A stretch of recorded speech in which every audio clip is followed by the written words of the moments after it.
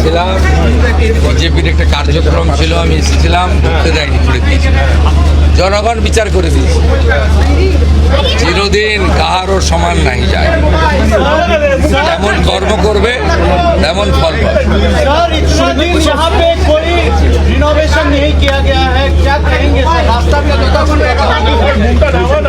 पिछले सरकार का काम तुष्टीकरण, भ्रष्टाचार, परिवारवाद और बंगाल को पीछे ले जाने का काम था। ये सब काम तो उनका नहीं करने का मकसद था।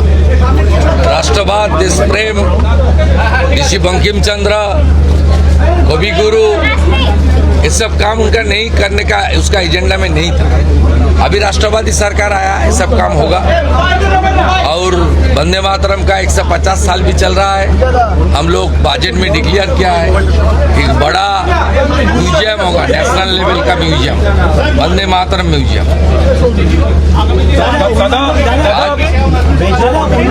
बहुत बारिश हो रहा है, इसकी वजह से थोड़ा सा रेस्क्यू प्रॉब्लम है क्या? रेस्क्यू ऑपरेशन में थोड़ा सा प्रॉब्लम हो रहा था? हुआ है, लेकिन ऑलमोस्ट तो कम्प्लीशन में कंप्लीट हो गया है। और बाकी तो पूरा मालवा क्लीन करने का काम तो नॉन स्टॉप चल रहा है। लेकिन क्या सबको निकाल लिया गया है वहाँ से? ये तो बोलना मुश्किल है। ऑपरेशन चल ये एनडीआरएफ और आर्मी जब बोलेगा तब कलकत्ता पुलिस को मैं जानकारी दे दूँगा।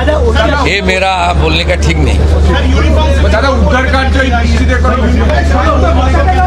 देखिए, यूनिफॉर्म सिविल कोड बंगाल में होगा, एक प्रोसीड्योर होता है। हम लोग असेंबली में बताऊंगा। एक कमेटी बनता है, एक सिटिंग जज की नेतृत्व में। गुजरात, उत्तराखंड, आसाम में जिस तरीके से हुआ प्रोसीड्योर मानते हुए होगा। बाकी असेंबली में मानने बताऊंगा मैं।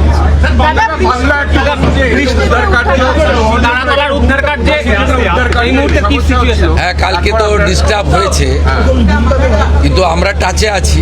উদ্ধার কার্য চলছে, পুরোটা ক্লিনিং না হওয়া পর্যন্ত এটা চলবে।